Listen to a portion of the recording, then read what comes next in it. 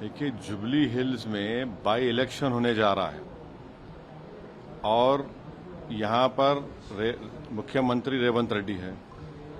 तो by election होने जा रहा है जिससे ना सरकार बदलेगी, ना सरकार गिरेगी, ना बनेगी।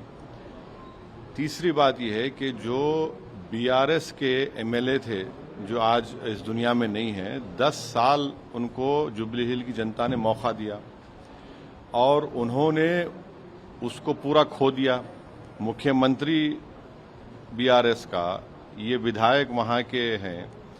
आप जुबली हिल के नाम से लोग समझते कि बड़ा पॉश इलाका है, ऐसा नहीं है।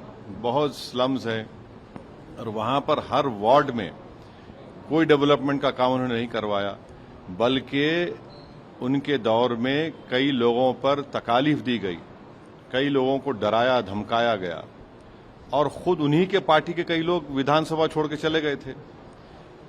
तीसरी बात यह है कि डेवलपमेंट के नाम पर वहां पर वोट पड़ना चाहिए।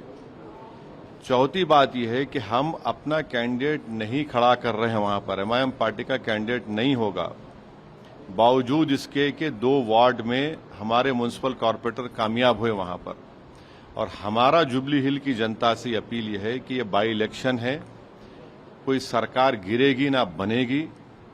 हम जुबली हिल के 3,98,724 वोटर से ये अपील करते हैं कि आपने 10 साल बीआरएस के एक उम्मीदवार को मौका दिया।